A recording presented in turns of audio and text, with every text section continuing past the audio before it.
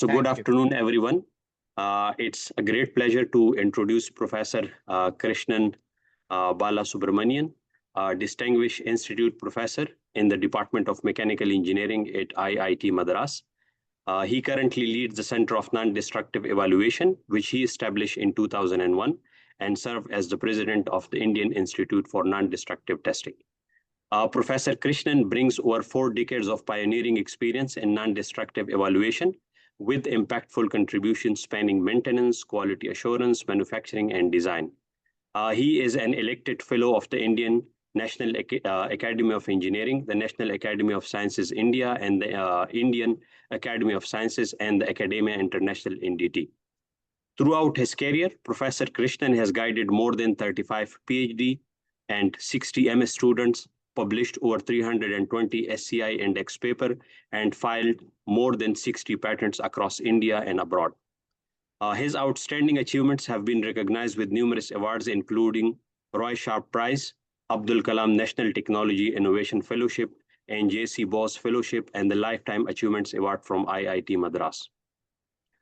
Beyond academia, his passion for the innovation has led to the incubation of 12 startups, collectively employing more than 1,300 professionals across 12 countries, a testament to his vision of translating research into real-world impact. Please join me in warmly welcoming Professor Krishnan Balasubramanian, a leading scholar and innovator whose work continues to shape the future of non-destructive testing and structural health monitoring. So, Professor, the floor is yours. Please share your screen. Thank you, Asif, and thank you to COST for inviting me to give this talk. It's an honor, it's a pleasure, and I also look forward to engaging with COST and seeing how we can partner with COST and with IIT Madras. So as we get started, I'm going to share my presentation. I hope somebody will let me know if it's visible. So what I will do is I will introduce my center at IIT Madras. I just want to say before I get there that IIT Madras, or it's called the Indian Institute of Technology Madras, is the nationally ranked #1 university and engineering institution in India for the last almost 8 to 9 years, ever since the ranking system was established. Very proud of that. And our center has been a part of the contributor towards this success. So today what I'll talk about is the NDT, but also look at how we use it for asset integrity and health monitoring of structures. Of particular interest, because of your interest, I'm going to focus mainly on polymer-based composites only. Before I get to that, I'm going to spend about 4 or 5 slides on our center. We work on deep research like any other university, and I'm sure COST is in the same league, where we look at how we can take research in NDT and move towards how we improve the performance and safety and improve the life of components, industrial components, and industrial structures. In the partnership, we also look at how do we engage in socially relevant activities also. Particularly again with respect to using NDT for these purposes. So essentially our center has 3 major verticals. One is non-destructive imaging and testing. What I mean by that is how do we inspect faster, cheaper, better, maybe even inspect components that were considered uninspected. We also look at health monitoring, where we look at how do, and there are some examples I will go through. And finally, we also look at measurements in very hostile environments and hostile conditions. What we have been working on is the new paradigm, what we call as ND 5.0, which has essentially 5 different topics that we are engaging in. Our center is looking at what I call as ubiquitous sensing. How do we make sensors not just in a discrete way, but more of a global sensing? An example would be a fiber optic sensing or ultrasonic waveguide based sensing. We have done quite a few interesting contributions to the science and technology in this particular domain. That includes looking at a very high resolution fiber optic distributed acoustic sensing device that we have patented in the recent past. We also have looked at ultrasonic waveguide sensing, and for the first time ever, we are able to sense what's going on inside molten materials like metals and glass. We're also looking at how do we improve the imaging and push the boundaries of imaging. So for instance, today, anybody who has said lambda by 2 in ultrasonic imaging is a limit, uh, we are saying that can show you lambda by 80. So we are actually pushing the limits of imaging. The third area that we are working on is how do we improve computation? How do we bring computation to the edge? And in that respect, what you see here is a 2D model, finite element, what looks like a finite element model of a wave propagation of multiple points. And what you see here are the various wave modes that are described by this model. Normally, you'll see a finite difference model or a finite element model to do this computation. But what you're seeing here is neither of the two. It is an AI model that is used to do the computation. We also similarly are using quantum computing as another avenue for improving the computational resource requirements. So between AI and quantum computing, we think that the ability of computing to play a role in actual inspection is going to be huge, where the thinking process and the what if scenarios happens at the edge and not at the back end. The next area where we are working on is what's called, we call a multimodal inspection, where we look at different modalities of inspection. I'm going to talk about many modalities today. How do we take these modality and the data that we get from that, and how do we fuse the data into something that is far more descriptive of the actual state of the material. And the last vertical that we have is remote inspection, mostly looking at robotics. We have robotics of different types, and more importantly, how do robots collaborate with each other to do the inspection is something that we are working on. My team has multiple departments represented here, including physics, electrical, civil, materials, and mechanical. And we also have a very strong emphasis on getting global collaboration. You'll see a couple of slides coming up. But more importantly, we have been also very particular about intellectual property filings, and more importantly, also about transformational impact in terms of startups and taking technology to the industry. Very collaborative. We work with many universities across, and cost, we will love to include you into this particular slide. But we have a partnership with many institutions. The ones that you see here are ones that we have been engaged in terms of either a funded project or a mobility grant project, or we have had joint PhD students. Outside this, we have several other university collaborations that also are very strong, but have not yielded a joint project or a joint student. And once that yields, then we will include that into this list. Our center is extremely dependent on industry problem solving.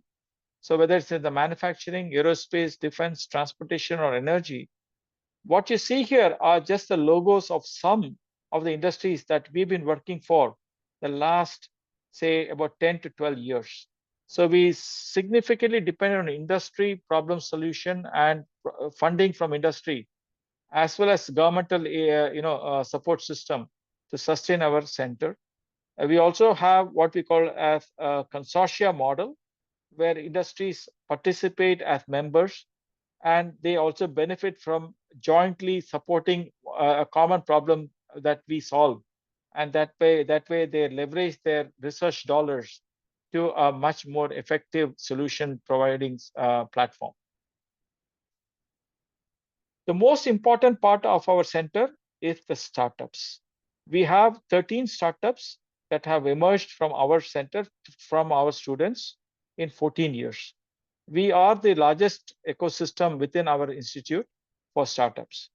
Now, of this, the ones in bold are very mature companies. Some of them have presence in the Middle East.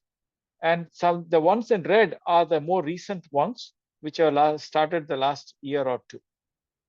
Now, I'm going to give you a couple of examples of their effect. But before I go to that, what you see here is our global, what you call the footprint. So you do see the big stars, our international academic partners. The dots are our partners from the industry side. Particularly, these are where we have very key partnerships, either from the center, which are industry oriented, or from the startups, and startups being listed here. So we have very strong collaboration in the Middle East also, including Saudi Arabia. Some very typical examples. For example, many of our companies are involved in robotics and automation. And what you see here is a company called Planis that is looking at redefining underwater inspection or under fluid inspection, I would say, or a company called as ENERCOMP International, or DIT as we call it, which is looking at hidden corrosion inspection in pipes and pipe supports, in this case, the boom. And finally, we also have been working on problems which are looking at drone-based inspection as way back as 2016.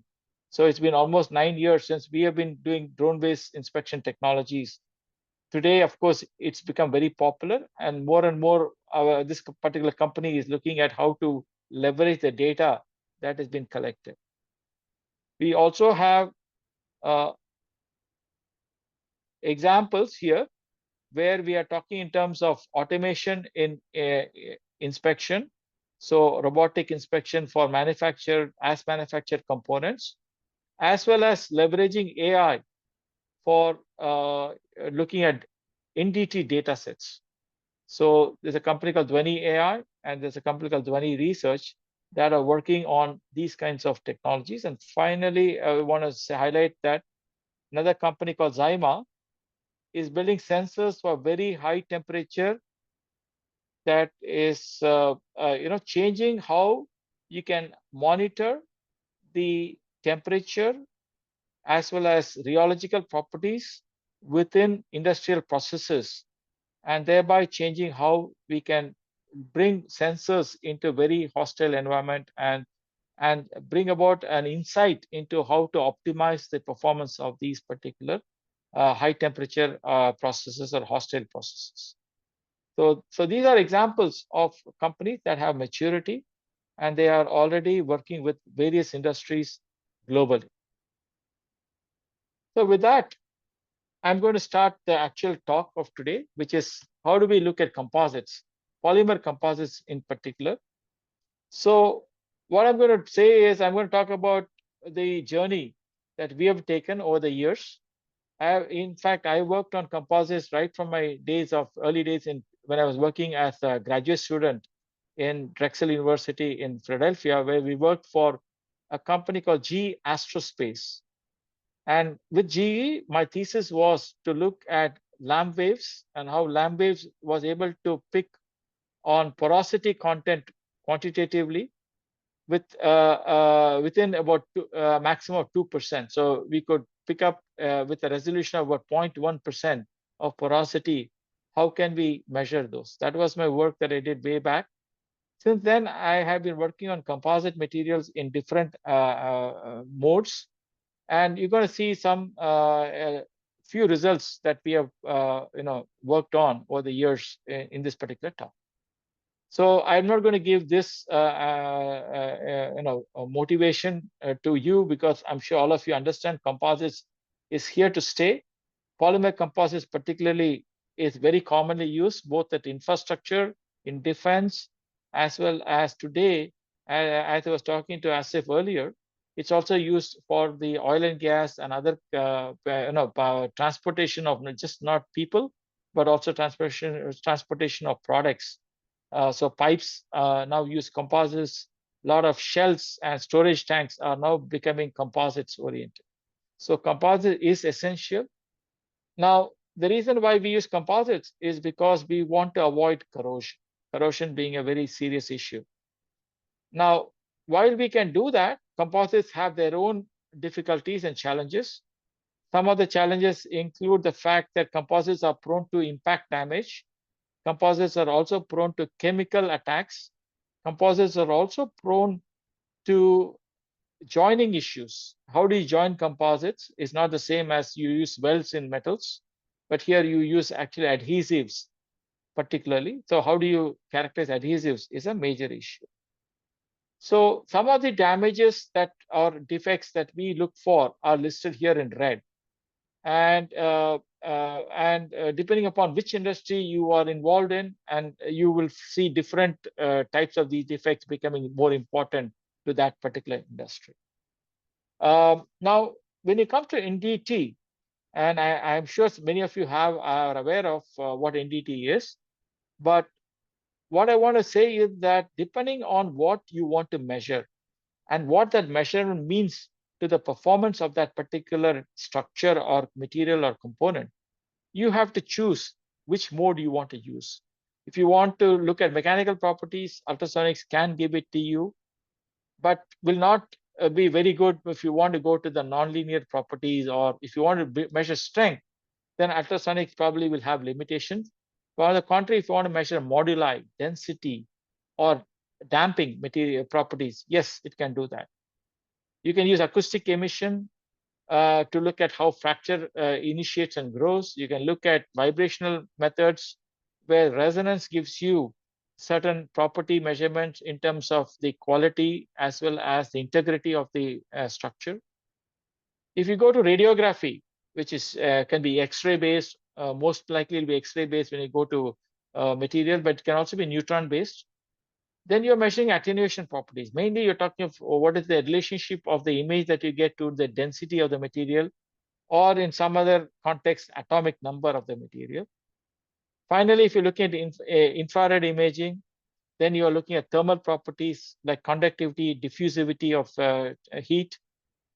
Finally, if you go to electrical measurements, then you have eddy current, which is quasi dynamic, to microwave, which is very high frequency, and finally terahertz, which is extremely high frequency. So between these methods and a few more that I am not covering today, you can do a very significant characterization of your material structure and be able to infer enough data that can point towards the material state and how the performance of that material, depending upon what application you are going to use it for, can be determined. So I'm going to talk about NDT for composites in three different sort of domains. One is before you actually make the make the component or a structure, at the design phase, how we can look at NDT. Then manufacturing, during manufacturing, and immediately after manufacturing. Finally, when your component is in service, how do we look at it? I'll quickly go through these. So initially, to say that how does NDT figure in the design process, I'm sure all of you have heard of this design for X protocol. That is, where X could be manufacturing, X can also be inspectability. So one of the biggest challenges that we have is designers design, but not necessarily design for inspectability. And so how do we bring in inspectability into design? Because very historically, it's been shown that 33% of the operational cost is spent on NDT and maintenance. So how do we reduce that? Is by making sure that the component that you're designing is inspectable. Today, with all the 3D printing that you see, the inspectability is taking a back seat because we can manufacture interesting geometries, but whether they're inspectable is never usually a high priority. So how do we do that? So we can do that by using simulators. So we have a lot of simulators today available. For most of the modality that we saw earlier of NDT, we can actually simulate, take a 3D component, simulate it with the X-ray, with the ultrasound, with this infrared. And usually simulation can lead to improved inspectability of the design. So more and more people are talking about how do we bring it in.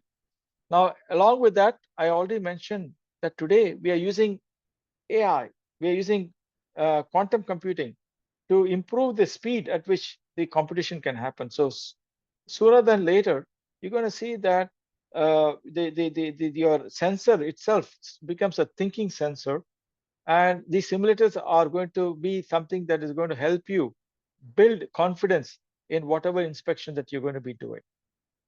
Another area where we have found a lot of use for NDT is in terms of material property measurements, whether it's a mechanical property, whether it is thermal property, electrical property.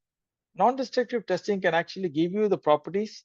Not only they can give you properties in one direction or two directions, but can also completely characterize the anisotropy of the material from both mechanical as well as electromagnetical perspectives.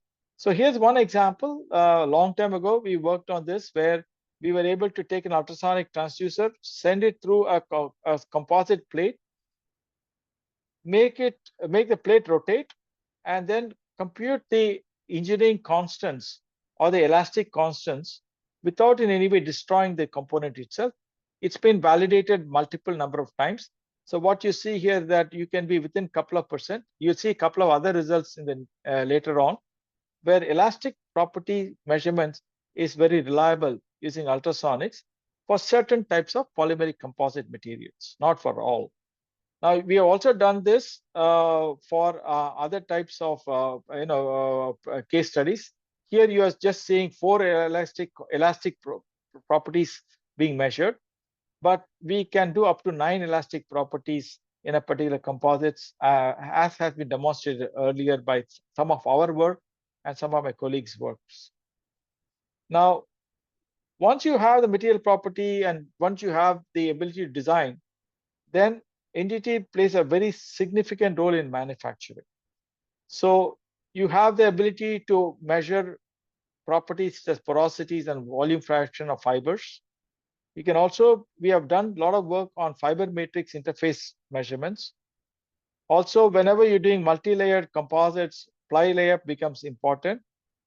Also, effective stiffness of the composite, which sort of alluded to already, and also look at material state. So a lot of possibilities. And more importantly, how do we do that in an actual manufacturing line? So just a small little caveat here. Typically, process control is used to control the manufacturing quality of the product or as manufacturing quality of the product. But what we are looking at is, can we add from process measurements to what I call as product measurements, which means that during the product manufacturing, are there measurements that I can make which ensure that the product comes out more closer to what is designed, rather than saying that I'm controlling the process, I'm controlling the temperature, I'm controlling the rate, the product should come out all right. And I can give you examples after examples where this is a failed paradigm.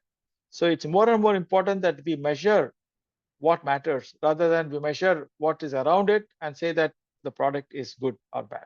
So that is the difference. We have done that in many cases. So here's one example. We are working with several polymer industries to see if we can make sure that the viscosity and the cure cycle of polymers are controlled, either before during the mixing process, before they start to start the curing process, or in addition, can we monitor the curing process? We do that by taking an ultrasonic sensor, putting it on a waveguide, as we call it. It could be a small rod or a wire or a strip, and then the wave that travels in can start measuring the properties of what is surrounding it. You do that by sending different wave modes. There's a longitudinal wave mode, there's a torsional wave mode, there's a fractional wave mode. What you see here is that each of them have sensitivity to the boundary conditions, and that allows you to monitor the curing of a resin. In this case, it's a quick curing resin. So what you're measuring here are different measurements at different times. So the total is a 2-minute curing cycle. And what you see here is that these data are extremely sensitive to the cure rate. So we can measure cure, we can measure temperature, we can also measure other properties of that curing of resin. And the advantage is we can even localize where you're measuring. That's not shown in this particular slide, but we can do that also. Now, here's another example of the same. What we have done is we have taken a polymer, and what you are going to say is that we're going to measure two things. We're going to measure temperature. We're also going to measure what a property called shear impedance, which is related to the product of viscosity and density. Now, both these measurements are simultaneously done on a resin bath, and we are just going to heat the resin bath. And what you expect is, as the temperature increases, the resin becomes less viscous. And both of them are measured by the same ultrasonic sensor. So here is a small little quick video. What you're seeing here is that the temperature has gone up, the viscosity has gone down, and as you're increasing the temperature further, you'll see that every time we increase the temperature, the viscosity also responds. But what I want to again re-emphasize is that both the temperature and the viscosity measurements are done simultaneously by the same ultrasonic sensor. Now, how good is the data?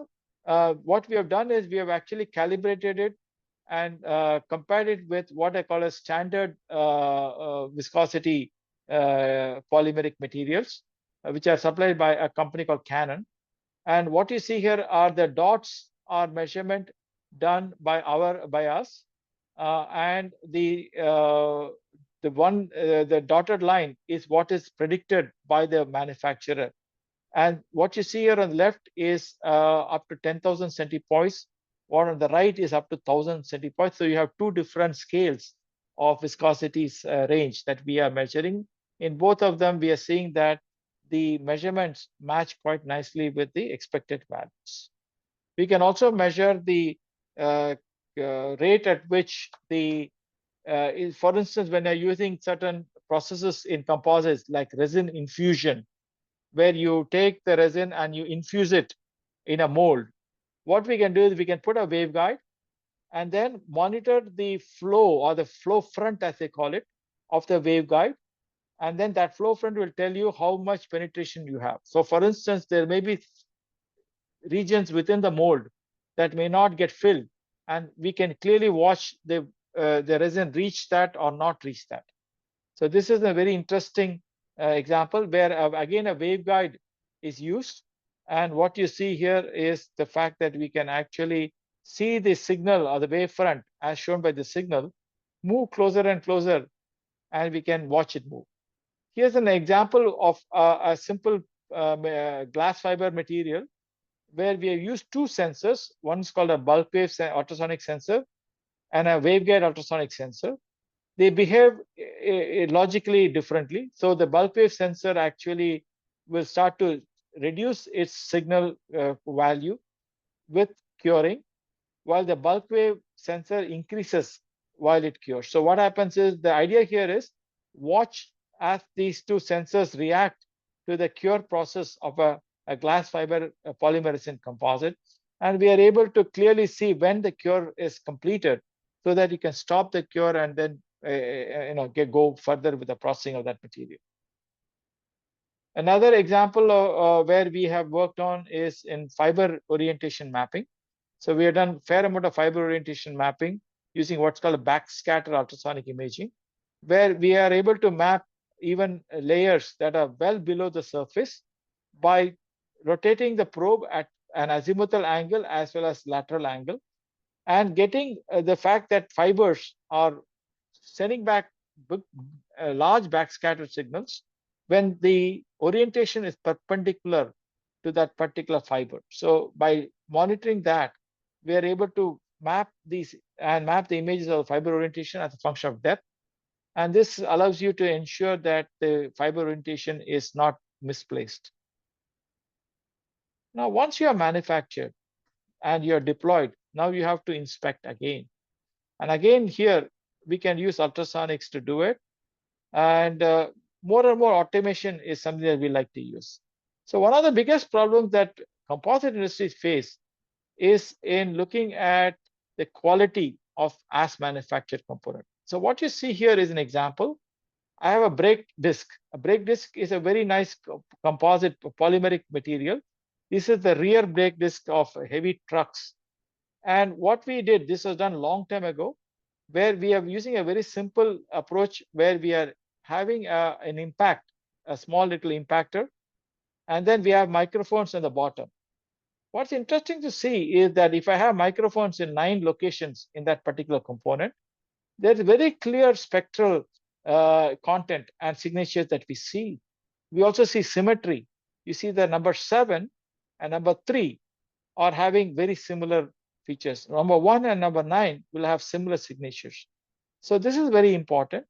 More important is as there is degradation, the signatures actually shift because the resonance pattern changes. And by characterizing this, we can very clearly correlate this to the quality of these particular materials. We can not only look for damage, like there's something called a blister that happens in this cure process, which can be detected. We also can detect thickness variations very clearly because the signature doesn't change, but the whole signature shifts to the right or to the left because the geometry is changing.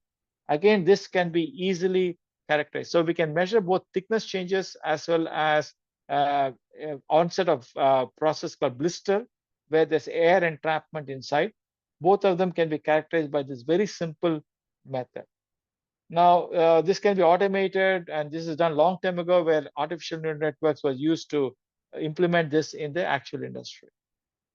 Now, another example of as product after manufacturing inspection is ultrasonic immersion scanning. Here's an example of a very complicated geometry. Given this geometry, we were able to fixturize in such a way that we can, except for where the fixtures are there, every other material is characterized. And this is a composite, filament wound composite on a metal mandrel, very thin metal liner. You have filament winding, and we are able to characterize it. And we actually have done a lot of studies in showing how the damage progression happens when you start firing these particular gun barrels. Now, one of the ability of ultrasound is to do very nice imaging. However, the speed at which it does imaging often has been found fault with. So in order to change that, today what you can do is you can use what's called phase array ultrasonic inspection or even array-based ultrasonic inspection. So here's an example. On the left, here is a composite panel with some programmed defects. This has been imaged using the phase array ultrasonics on the left side. On the right side, it's a nicely highly focused immersion ultrasonic scans. What you see here on the left is it's taken only 30 seconds to do this. On the right, it has taken me 30 minutes to do this on an average quality scanner. So what is important to understand is that the quality is almost similar of imaging, but the speed at which we are able to image is significantly higher. So phase ultrasonic, if you go to Boeing or you go to Airbus, is now today used to scan large areas very quickly instead of using conventional approaches. Now, when you go to in-service inspection, again, we need to find how do we inspect. Many times, getting to the component itself can be quite challenging. So often we also look at paradigm like health monitoring, where we do not have to inspect, but rather monitor the health and inspect only when there's a demand. We will talk a little bit about all of that. So here's the example. One of the problems that most aerospace composites have is a problem called impact damage. And very clearly, ultrasonics can image the impact. Not only image the impact, we can tell the characteristics of the delamination on a layer by layer basis. Now, one of the hits that we have on ultrasonic is that apart from the fact that it can be slow, is often it requires ultrasonic requires water as a couplant or some other fluid as a couplant. Now, it has been debated a lot about, but of late, we are able to use what are called air-coupled ultrasonic probes. The air-coupled ultrasonic probes have a very nice impedance matching layer in the front, which allows you to couple to the air much better, in which case you can do it in air. There are some other advantages also. Now, there are two ways to implement it. One is by just doing a scan, raster scan in a through mode. The another one is using what I call a guided ultrasonic modes. Now, here's an example of impact damage armor material, a composite material, mainly fiberglass with ceramic on the backside. And what we are able to see, while in this case, you can visibly see it, but the idea here is that mostly they'll be painted, so you'll not be able to see this visibly. So ultrasonics with air coupled will be able to map this, and you can see this quite measure the extent of damage quite nicely. Same thing is done with carbon composite here, which is more of the aerospace quality, where you see impact damages are characterized very nicely. These are called barely visible impact damages in aerospace structures. The reason being that in aerospace structure, when there's impact, the surface looks all right, but only when you get to the backside, you see the delamination. So if you are to inspect from the outside, then you need to do an ultrasonic measurement, and this is what is done here. Now, this is an example, I think, of particular interest to ASIF is that we also looked at bonding of pipes. So this came from one of the oil majors where composite pipelines are replacing metal pipelines. But instead of welding, the only way to join them is by bonding. So what you have is a bonded structure here, and it also can bond two different materials. So here's an example of an air coupled scanner of this particular material, where we are able to see very clearly that there is an impact. There's a poor adhesion on one side, and there's a good adhesion on the other side.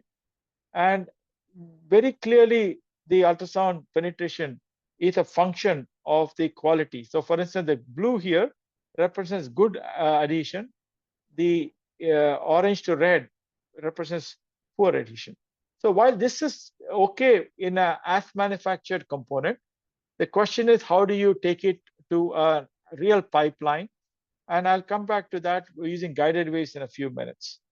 But if you have components like this is a hybrid component where you have glass fibers, you have also carbon material on the inside. It's a fairly large component. It's a cylindrical component, 3 meters on diameter and 3.5 meters in length. Again, air coupled is used. And what you can see is not only we can image these fiber orientation, but also defects, which are numerated here as 1 to 7, are clearly imaged by using this technique. The difference in colors from red to green is because there are thickness variations across the length of the tube. And that's why you are able to see those color changes. Now, aerospace industry also uses what I call as sandwiched or box-like structures, particularly in the aircraft. And here's an example. So one of the ways we can use air coupled is by filling the gap with water and then doing the air coupled scan. So here is an example. On the top, what you have is the same component with water filled and air coupled. On the bottom, you have the high frequency immersion probe with water as a couplant, and we are able to image the various features which are on the inside very nicely with this particular technology. We can also look at bonding between a composite liner and that of the metal liner. Metal is sort of a container. And very nicely, we are able to use both air coupled and single-sided, what's called a bubbler ultrasonics to image these. When you have very complicated geometries, again, air coupled works beautifully. You do see again here that this is a very U-shaped component. And this is got a honeycomb on the inside. And we are again able to image this using air coupled ultrasonics very nice. Now, all that is great when you have air coupled ultrasonics and when you have access to both sides. If you don't have access to both sides, then we would go the guided wave route where we send a guided wave. The guided wave basically has two modes. One is called the anti-symmetric mode or the A0 mode. And then we have the symmetric mode or the S0 mode, which are the two commonly used modes that you normally see. Now, some examples. With a guided wave, if I have a component like this, I can actually inspect the corners very nicely. I can also inspect the stiffeners very nicely by sending a guided wave on one side, letting it go through the stiffener, and pick it up on the other side. All this can be done with air couple. So here are the examples of a stiffened bond, which is good, which is a bond that has delaminations. You can also do pipes. These are composite pipes. Again, you don't need to cut the pipe or have something going inside. This can be done either by sending a wave axially or sending a wave circumferentially. Both are possible. And that allows you to say that some program delaminations are picked up very nicely with this method also. We can also measure the extent of delamination in a co-cured structure like a J joint here by using what I call turning modes. We were the first ones to discover these turning modes, and we were able to get the exact dimensions of the extent of delamination by sending a wave mode that actually goes around and then comes back and gets picked up on the others. Interestingly, there are stiffened panels that are used in the aerospace industry. So here the composite stiffened panel, the bottom is a skin, and then you have a stiffener, as they call it. So what we do is we send a wave mode. It goes in the skin, but also gets split up into two other modes that go into this, a stiffener. And then we get three modes. So we send in one mode, we get three modes back. And with those three modes, which can be picked up, called A, B, C for simplicity, what we see here is that if there are delamination in the stiffener, then you get a different signature. When you have delamination in the skin, you get a very different signature. So by looking at the three signals, we can tell not only that there's a defect, but we can also tell where the defect is. This is something that we now implemented in the aerospace industry today. Instead of, as I said, we can do all this when you have access to the structure. If you don't have access to structure, you need to go to structural health monitor. Now we do that already. If you want to, if you're diabetic, then you can go and buy a small little white disk, which will monitor the data on a minute-by-minute basis. When you have data of that type, then the whole way by which you manage the structure changes. And then that gives you a very different perspective of how you manage, handle the data. So we have done a lot of work in aerospace composites, where we have mounted sensors in different orientations, and we have found that we can predict the damage happening while these sensors are listening. So here's an example. When an impact damage is simulated, then you basically see that the threshold value is breached, and then you know that there's a damage that happened. We can do this by using multiple methods. We have a method for composites where we have a single transmitter, many receivers. So this is one patch that is mounted on a structure. We can not only measure the elastic moduli, all the 9 elastic moduli of that component live, but also if there's an impact damage like what you see here, it is also measured very nicely. So far, what I've been doing is I've been covering ultrasonic methods, but that's not the only method. But I covered it a lot more because ultrasonic is used extensively in polymer industry. But there are other methods that can also work. Infrared thermography is a very common method. We can do that by light heating or by induction thermography. When I say light heating, you actually use a photography light that you see in studios, heat the surface, watch the heat travel. Induction thermography, on the hand, uses the induction coil and heats the surface. And again, you use a thermal camera to watch it. There are other methods which I'm not covering, but like laser methods and microwave methods to heat. So today I'm going to quickly cover the light and the induction methods. So in a light method, what you do is you heat the sample with a flash lamp and use an IR camera to process the data. So here's an example that you see. Now, what I'm showing you is a live vision where initially you see this is the surface. Now I have heated the surface very quickly, and what you're starting to see is what's inside. And one of the main reasons we did this was these are space structures. And what you see here is that the bonding of the space structures to the stiffened regions and other fittings come out very nicely. So you do see here in this particular case, there are regions where the bonding is not perfect. You can also definitely visualize any damage that you can see in this particular component. See, again, here you see that the minute you start flashing, you start to see what's inside. So it is possible to use flash thermography. Another example will be what's called induction thermography. We use induction coils to heat the surface. Now, the advantage of induction coil is that you can shape the coil to the structured shape. So here's an example. This is a door component of a Boeing 380. And you can take a very good example of ultrasonic scan, but you can do it for the flat regions. But more importantly, when you have these curved regions, an induction thermography might make more sense.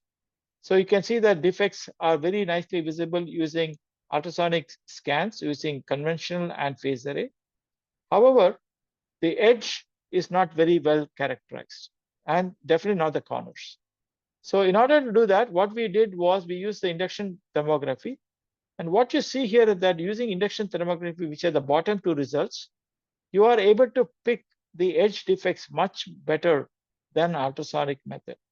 Here's another example, where again, you see that induction thermography with the right coil actually picks up defects at the corners and the edges a lot better using thermography inspection, using induction as the heating source. X-rays have limited use, but definitely when you want to understand, say, how does something delaminate, there's nothing better than X-ray. So here's an example of a computer tomography result on a sort of a woven composite. And what you see here is the complete three-dimensional description of the ply-by-ply morphology. And this is an impact damage sample. So you can very clearly see how the damage has progressed and how the delamination is much more on the back side than the front side, which is on the left side. And that, again, now this data can actually be used using either finite element or any other analysis for further understanding the impact of these impact damage samples and how they affect your performance. So this is a very good example of how computer tomography using X-ray can play a big role in composite inspection. Finally, you can also go to microwave and terahertz imaging. This is an example that we worked on, which is for stealth coating. So the idea here is stealth coating basically is not supposed to be, it's supposed to be radar absorbing, which means that you do not get too much radar cross section. The goal was, can I actually measure the thickness of the radar absorbing layer, where you have the radar absorbing layer in the middle, you have a polyurethane on the top, you have a primer, and then you have metal substrate in the bottom. How do I do that? So one of the ways by which you're doing that is by using what's called terahertz imaging. Terahertz is something that is a region in the electromagnetic spectrum, something in between an infrared transitioning to a microwave. In some ways, you can think of it like a very high frequency microwave, typically in the terahertz region. So in order to do that, we will actually send the terahertz wave, characterize different material properties, which is what we have done here. And then we were able to put it all together and start to either both predict the layer structure, a response for the terahertz. And what you see here is the ability for us to actually start to measure the different layers very nicely. Very similar to ultrasonic pulse echo. You can start to measure the thicknesses, but here you're talking of 160 microns to 1 millimeter plus to a primer, which is about 100 microns. These are measured by using this technique of terahertz. But the problem with that is even at terahertz, you may have a lot of problems because this material is radar absorbing, which means that terahertz will be highly absorbed by this material. So how do you design the whole system is something that is work that we have done, and we have published this in a couple of papers. So anybody interested would be happy to share those papers. The last result I'm going to show is on what I call damage prognosis of polymeric materials. Materials actually, when you stress, they actually undergo thermodynamic changes. You all know that.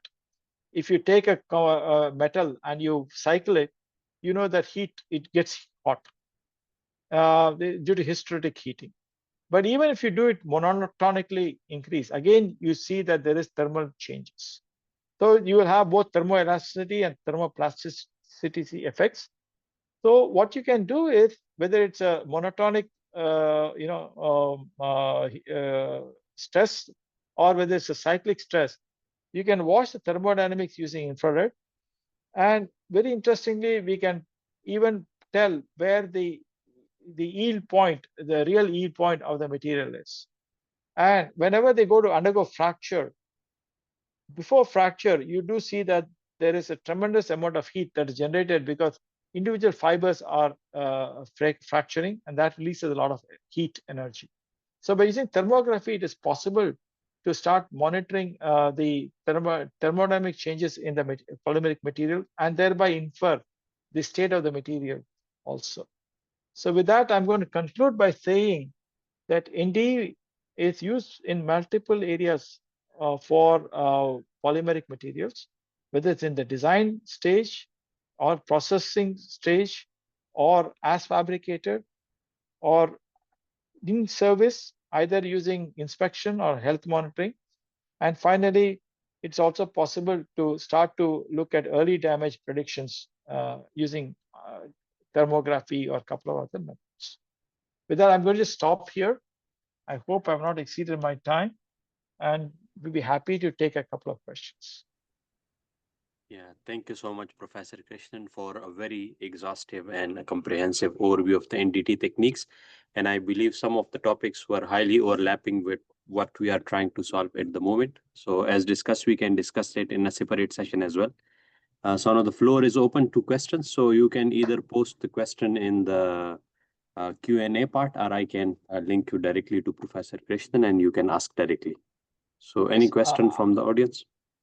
I am seeing the webinar chat. So if anything pops up, I will be able to answer it directly also. Yeah. So be happy to take any questions. And if you have any problems, yes, Khalid. Yeah, Khalid. Hello. Yes. Can you hear me? Yes, yeah, very we well. Can. Okay. Thank you very much, Professor, for this wonderful presentation. And it's really something very new to me. I mean, you shared a lot of very useful techniques. And what I've seen in the presentation, that you mainly talked about 3 areas, which is design, manufacturing, and in service. I mean, the use of these techniques. But here, actually, I'm wondering about one more area, that is the post-service, like when some composite structures are retired, especially as you see, like now there's a very big recycling challenge for these composite structures. And by the way, let me just tell you a little bit about myself. I am a postdoc researcher in China, and I'm doing research on the recycling of composites, especially from the wind turbine blades, the glass fibers, reinforced epoxy composites used in those. So here I want to ask, like, I am interested in the technique that you have mentioned, especially for the F-35 fighter jet. I think I just forgot the name of that technique, and I could see, like, you can measure the layer thickness from by using that technique. So I'm just wondering, like, is it possible to use that technique for the composites, especially the ones which are embedded, especially the glass fibers, they are embedded in the composite structure, and somehow we could measure the sizing layer, because they are composite. Sometimes the ones they are retired, actually they have been in service for more than like 20 or 30 years. By then, we don't really know the specifications provided by the manufacturer. And another thing is that because those structures are normally discarded, so nobody know their origin. And in order to recycle them, it is important to understand the kind of, like, the sizing used, or I mean, these kind of things. So so my question is, can we use those techniques to measure the sizing, layer thickness, or I mean, things like that for the post? I mean, yeah, for that purpose. So from what you said, I can pick two questions. One question is, how do we use NDT for post-failure analysis or retired, component analysis? The answer is, it is true that we can do it. Now, depending upon what component it is, we have to develop the technology for that. So, for instance, one example would be we use computer tomography if it's affordable and if the material will, yield itself to penetration. Then computer tomography offers an excellent tool to do a lot of characterization in 3D, so that you can see the damage morphology. Now, if you are able to do with what is now available called photon counting, then you can start to look at even characterizing certain features, that because now you have a spectral data in addition to attenuation data. So it is possible to do that if X-rays can be used and if X-rays can penetrate the entire component. For a wind turbine blade, believe it or not, it's not difficult to design structure, CT machines that can do a CT of the entire, at least cross section of the wind turbine blade. It's possible to do that as long as the metal piece is kept out of that. Now, the second question that you had was in terms of layer by layer measurement. Now, the one that I use is a technique called as terahertz imaging. Terahertz imaging is capable of measuring layer thickness of composites also. However, there's one limitation. The limitation is that it has to be a non-conducting material. So for fiberglass, yes. For carbon or graphite composites, the answer is sorry, no. So if you want to go for carbon composite or graphite composite, I hope ultrasonics can do it. We have done with ultrasonics. With ultrasonics, if you have multi-layered, we have done quite well. In fact, we struggle with carbon composite, with glass composites with ultrasonics. So if it's glass composites, go with terahertz. If it's carbon composites, high frequency ultrasonics is probably the right way to go. Hope I answered the question. Yes, Professor, thank you. I think somebody's already in. Yeah, there are some. Yeah, if anybody is not asking questions, I'm going to read out some questions that I see in the chat box. The first question is, what materials are used for in situ structural health monitoring for FRP? When you say what techniques would be better, paraphrasing the same question, we believe that ultrasonic guided ultrasonic waves is a fairly good way to look at health monitoring of FRP. We have done that. We have done that for thin composites. We have done that for thicknesses up to about 25 millimeters. We are finding that it certainly can be used. Another technology that probably might be very useful is fiber optics. Today, fiber optics can do wonders. In fact, we are working on that, but I didn't put that here. You can actually basically use fiber optics to measure a local strain, and you can put fiber optics up to tens of kilometers inside your material. So you can basically sort of meander it on your component while you're manufacturing. And then we can measure with a reasonable resolution. See, the resolution at which we measure normally could be about a meter to 2 meter, depending on the over a 10 kilometer, 20 kilometer fiber. So depending upon your requirement, you can improve that measurement. So what I'm saying is, it's a 1 meter resolution, say for 10 kilometers. Then you can actually scale it down and try to get the resolution that you're looking for.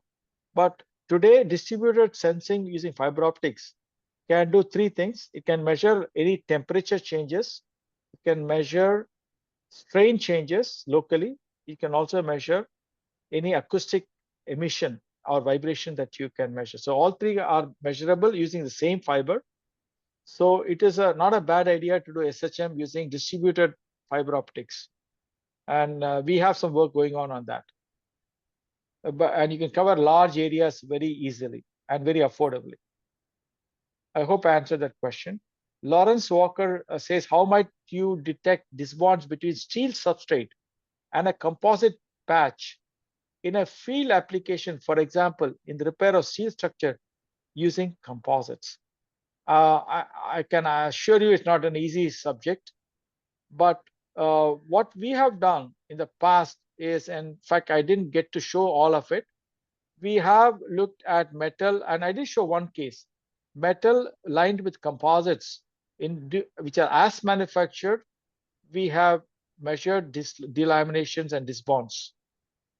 Now, when you go to application where it's a patch repair, I must say that again, there's a high probability you can do it using air coupled ultrasonics. So in a field, you can actually implement an air coupled ultrasonics quite nicely. So that is a possibility. The other possibility is terahertz, depending upon what your patch is made of. A terahertz can inspect and you can make it fieldable. But if the composite patch is made of a carbon composite or a graphite composite, then you may have limitations. Where again, ultrasonics might be the way to go forward with it. So it's got to be either terahertz or ultrasonics is what I would think. There's another possibility. You could use X-ray, what's called laminography, which can probably be used in the field. A little bit tricky and expensive, but that's the last option that I can think of. Question by Ghassan. Which NDT method is most suitable to identify defects on the inner surface of pipes? Also the delaminations with the structure. As I said, I would automatically look at ultrasonics as probably the best method. Pulsed in thermography might be a second option that we can look at. A lot depends on what is the size, what is the material that you're using. Instead of terahertz, microwaves sometimes can also be used for some of these things. In fact, some of the pipeline inspection microwaves work quite nicely. Ibrahim Hafi wants to know how effective is the low frequency ultrasonic testing signal in measure layer by layer of fiberglass composite pipes to detect defects, and how precise would the signal and the thickness considered as limitation? What would be the defect prediction or failure prediction of an operating line? You have something. Okay, my experience, I worked in doing exactly this for a long time. I worked with pipeline manufacturers. I worked on the defense side where again this is used as canisters. Our experience is that UT works well if you just want to know if there's a defect or not. Layer by layer in a fiberglass composite has not been very effective because of the high attenuation. Here, I would say if it's fiberglass composites, I would say go with terahertz if possible, or microwave if possible. That depends on the thickness.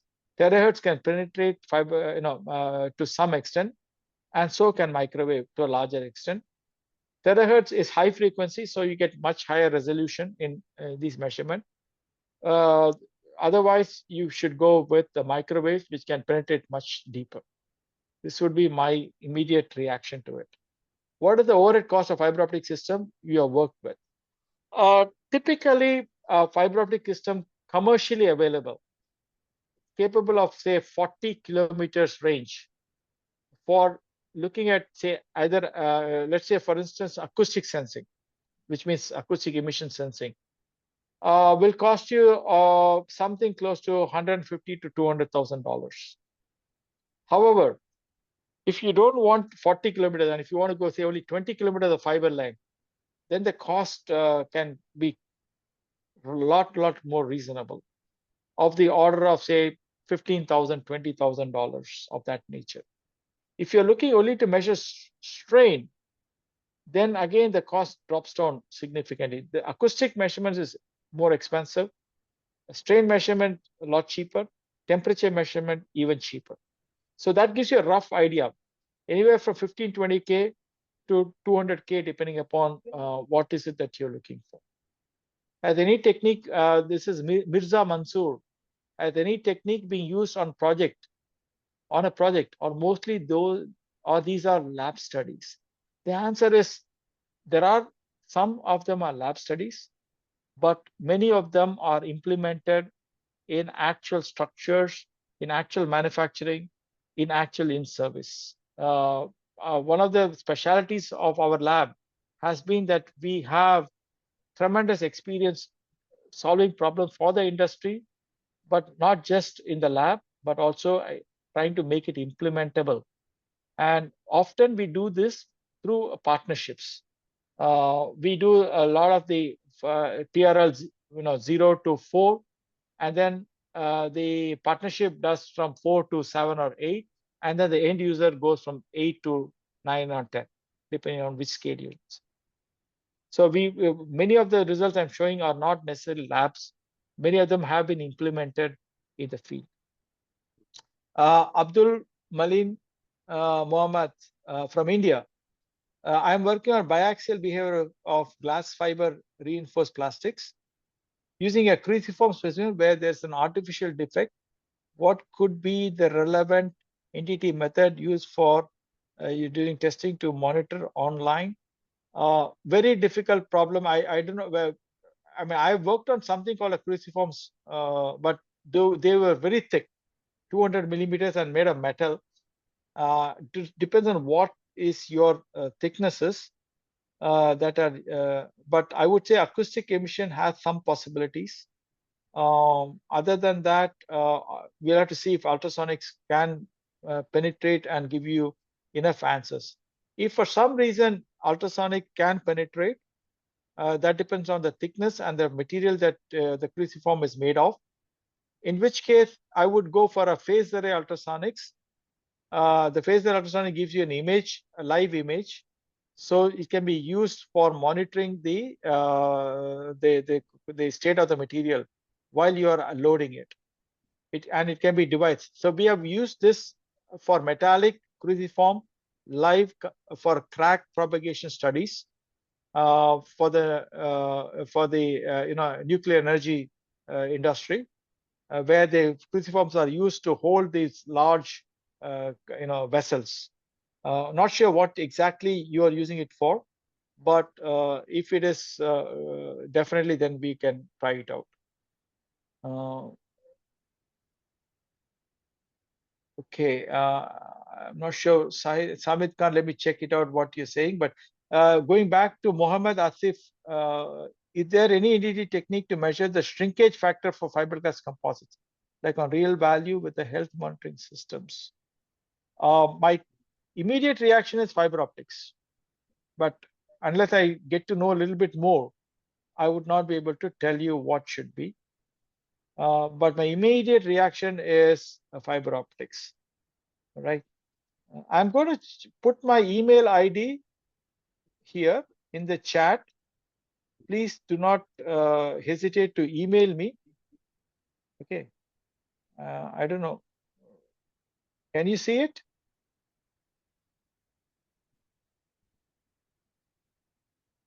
I'm not sure. Yeah, I tried to send it, but I'm not sure. I think it's now on the chat. Yeah, we can see it now. So even after this call, the call, if anybody wants any other questions, I will promise you within the next 24 hours, I will certainly respond back. Let me go to what Samit Khan is talking about. I think he's talking about something. So it's in the Q&A session, actually. You have access to that? I don't have access to that. So you can. Okay, I can read. Yeah. So here, actually, we have 6 questions. So the first one is from Faiz Muhammad. It says, in guided wave testing of GFRP pipes, how do you distinguish between the signal from fiber and defects? Very simple.